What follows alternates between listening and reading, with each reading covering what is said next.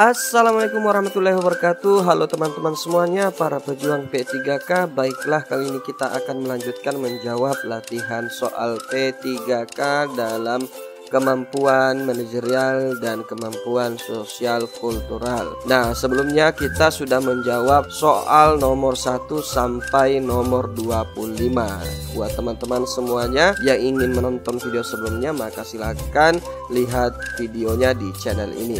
Baiklah teman-teman semuanya, sebelum kita lanjut, jangan lupa untuk like, share, dan follow channel ini. Nah, sekarang kita akan langsung menjawab nomor 26 ya. Nah, di nomor 26 di sini terdapat soal Ana mendengarkan fitnah bahwa dirinya adalah perempuan penggoda atasannya dari temannya. Padahal hubungannya dengan atasannya hanya sebatas rekan kerja. Hal yang dilakukan Ana berdasarkan kasus di atas adalah mencari tahu siapa yang membuat dan menyebarkan fitnah, B. melaporkannya kepada pihak berwajib dengan bukti yang ditemukannya, C. menyampaikan informasi bahwa dirinya bukan penggoda seperti fitnah tersebut, D. dia melabrak atasannya yang telah menyebarkan fitnah tersebut, E. Ana hanya diam dan pasrah terhadap fitnah tersebut. Tentu saja di sini jawaban yang paling benar adalah bagian C, yang dimana Ana mendengarkan fitnah bahwa dirinya adalah perempuan penggoda atasannya dari temannya, padahal hubungannya dengan atasannya hanya sebatas rekan kerja. Hal yang dilakukan oleh Ana berdasarkan kasus tersebut adalah menyampaikan informasi resmi bahwa dirinya bukan penggoda seperti fitnah tersebut. Jadi ada penuh pembahasannya di sini. Gosip dan kabar bohong tentu selalu dijumpai di lingkungan kerja. Untuk menanggapinya tentu dilakukan dengan cara yang baik, yaitu menyampaikan informasi bahwa fitnah tersebut tidak benar ya. Jadi mesti kemudian diklarifikasi dengan baik. Jadi jawaban yang benar adalah bagian C. Jadi bukan karena ingin mencari tahu siapa dalang yang membuat, kemudian apalagi ya melaporkan kepada pihak yang berwajib, kemudian melabrak atasannya yang memfitnah atau menyebabkan fitnah tersebut, dan kita juga tidak bisa diam dan pasrah terhadap fitnah tersebut. Jadi di sini jawaban yang benar adalah bagian C. Selanjutnya nomor 27. Dalam suatu seminar, Pak Abdul menyampaikan bahwa surat perintah 11 Maret adalah kebohongan yang dilakukan oleh pemerintah, sedangkan Bu Arya membantah pernyataan Pak Abdul sehingga menimbulkan perdebatan. Anda sebagai moderator melakukan A. penggorengan isu tersebut agar dapat menggiring opini publik, B. menjadi pemanas perdebatan karena kedua kubu tersebut berseberangan, C. diam saja karena Anda tidak mengetahui esensi perdebatan tersebut, D. menghargai pendapat keduanya dan menenangkan perdebatan tersebut, E. menenangkan perdebatan dengan memberikan argumentasi lain. Tentu saja untuk jawabannya di sini yang paling benar adalah bagian D ya. Nah, di sini pembahasannya sebagai moderator, hal yang dilakukan adalah menghargai pendapat materi. Apabila terdapat perbedaan pendapat di antara kedua materi, maka moderator harus menengahi perdebatan tersebut. Jadi jawaban yang paling benar adalah bagian D ya. Jadi ketika terjadi perdebatan, maka tentu saja kita sebagai moderator harus menghargai pendapat keduanya dan menenangkan perdebatan tersebut.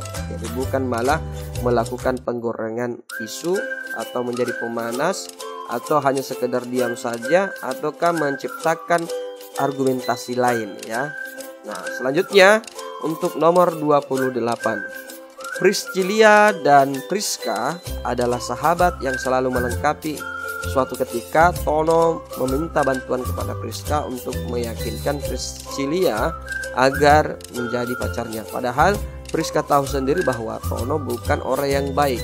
Hal yang dilakukan Priska adalah A. tidak bisa membantu Tono karena Tono bukan orang yang baik untuk Priscilia, B. membantu Tono agar pesannya tersampaikan kepada Priscilia, C. membantu menyampaikan pesan Tono dan mempersilahkan keputusan Priscilia, D. tidak menyampaikan pesan Tono karena Priscilia tidak suka dengan Tono, E. pura-pura lupa menyampaikan pesan Tono kepada Priscilia. Tentu saja di sini jawaban yang paling benar adalah bagian C, yaitu membantu menyampaikan Pesantono dan mempersilahkan keputusan Priscilia. Tentu saja adapun pembahasannya di sini, Priska tentu harus menyampaikan Pesantono karena hal tersebut adalah bentuk bantuan dan amanah.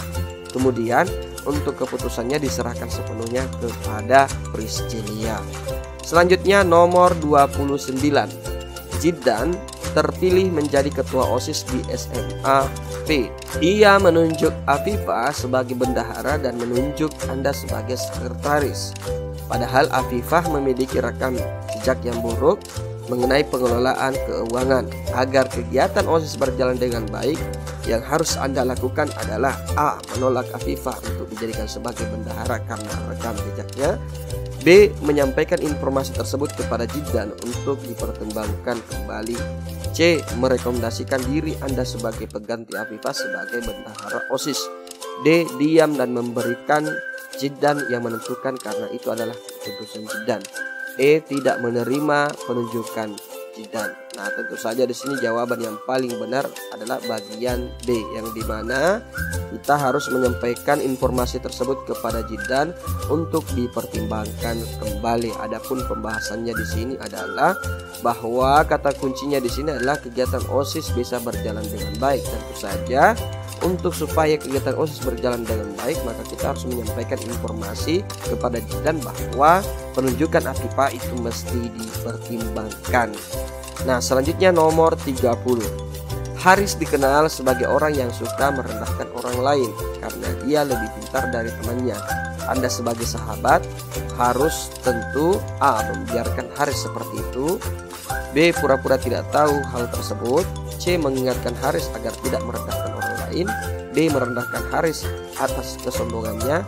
E. Tidak ingin berurusan dengan Haris. Tentu saja di sini jawaban yang paling benar adalah bagian C, di mana mengingatkan Haris agar tidak merendahkan orang lain.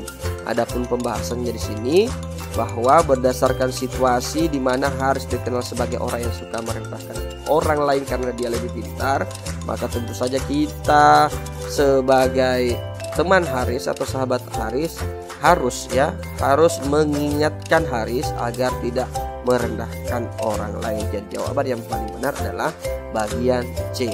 Nah, buat teman-teman semuanya, itulah pembahasan soal P3K yang berkaitan dengan kemampuan manajerial dan sosial kultural. Mudah-mudahan informasi ini bisa memberikan manfaat kepada teman-teman semuanya. Jangan lupa untuk like, share, dan follow channel ini.